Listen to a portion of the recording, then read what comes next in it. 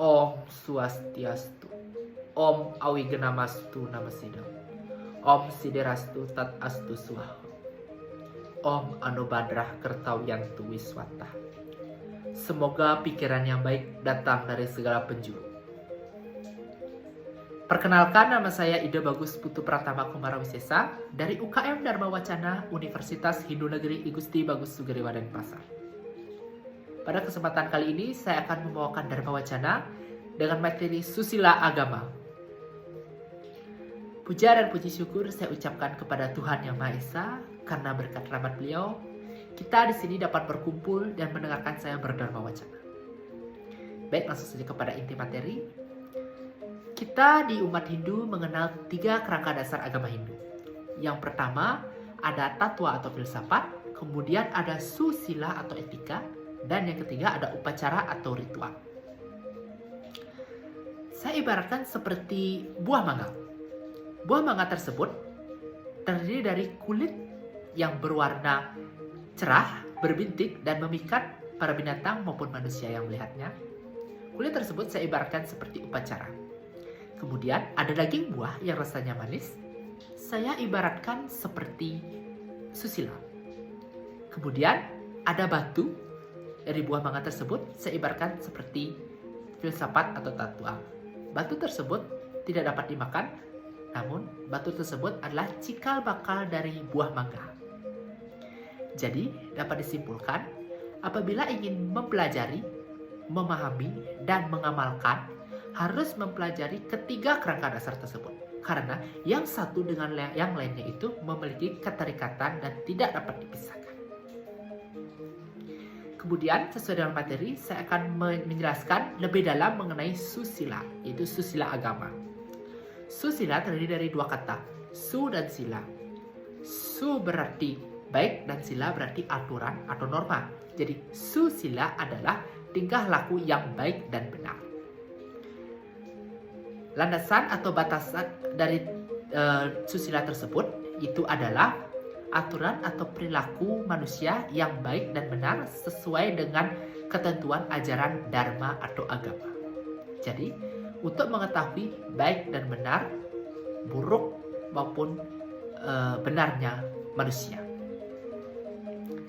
Kemudian di sini kita akan membahas tentang lebih dalam, yaitu dasar atau sumber dari susila agama.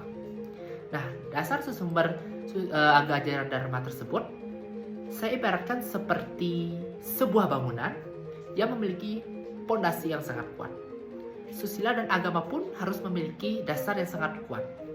Apabila itu sangat kuat, maka pembelajaran tersebut sedikit demi sedikit akan mulai meresap ke dalam diri kita. Tentu saja dengan sumbernya itu dari kitab suci kita, yaitu kitab suci Weda. Baik itu kitab suci Sruti maupun Smriti. Kemudian ajaran dari agama tersebut adalah untuk memperkuat susila agama, yaitu sebagai pedoman kita untuk melaksanakan kehidupan kita, yaitu dengan benar salah, buruk maupun benarnya kita dalam berkehidupan di dunia ini. Kemudian di sini saya akan membahas mengenai agama. Agama yaitu jalan hidup untuk mencapai kesempurnaan. Hal ini ditinjau oleh susila. Nah, susila tersebut terdiri dari budi pekerti yang baik dan luhur, kemudian dari ilmu kebajikan, dari kebahagiaan yang langgeng, dan juga tentunya kehidupan yang abadi atau kita sebut dengan moksa. Nah, apabila kita sudah menjalankan susila dan agama itu secara benar, maka ada tujuan-tujuan dan manfaat yang sangat baik untuk kehidupan kita. Nah, yang pertama yaitu kita dapat membina hubungan yang baik antara manusia dengan lingkungannya, kemudian dengan manusia dengan sesama, seperti contohnya kita dengan pemerintah. Kita harus mentaati peraturan yang telah dibuat oleh pemerintah, kemudian mentaati undang-undang yang telah disetujui, kemudian jangan bersifat arogan dan ego, dan juga harus melakukan musyawarah untuk mencari mufakat. Kemudian yang paling terpenting yaitu adalah hubungan kita dengan ide Sang Yang Widi, Sang Pencipta. Apa yang mesti kita lakukan?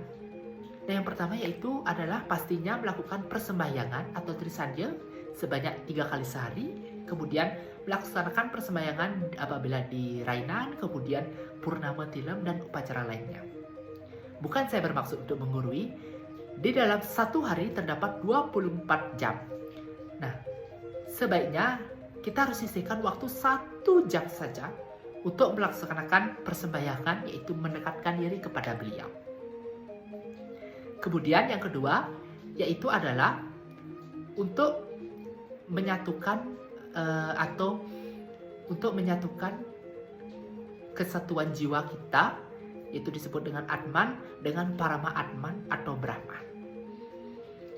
Dengan hal ini, kita bisa lakukan dengan mempelajari ajaran-ajaran yang benar atau dengan tatwa, kemudian dengan susila, yaitu dengan berkelakuan yang baik dan benar, kemudian dengan kita melakukan persembahyangan atau menjejaitan misalnya, itu sudah menjalankan kerangka dasar agama Hindu yang disebut dengan upacara.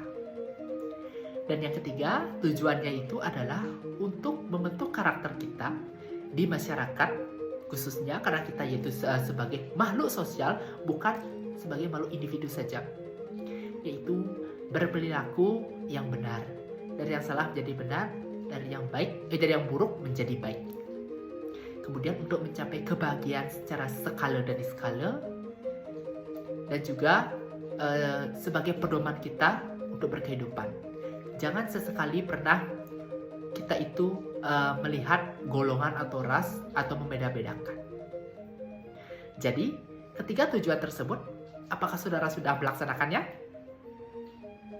Baik, hanya sebatas itu materi yang dapat saya berikan atau materi yang dapat saya paparkan kepada rekan-rekan yang lainnya. Apabila ada perkataan saya yang salah, saya tidak bermaksud untuk menggurui, dan apabila ada ajaran saya yang kurang karena kemampuan saya terbatas mengenai susila agama, saya mohon maaf sebesar-besarnya. Dan apabila ada hal yang dapat dipetik dari pemaparan materi saya tadi, saya mengucapkan banyak-banyak terima kasih. Akhir kata saya ucapkan terima kasih dan Om Santi, Santi, Santi, Om.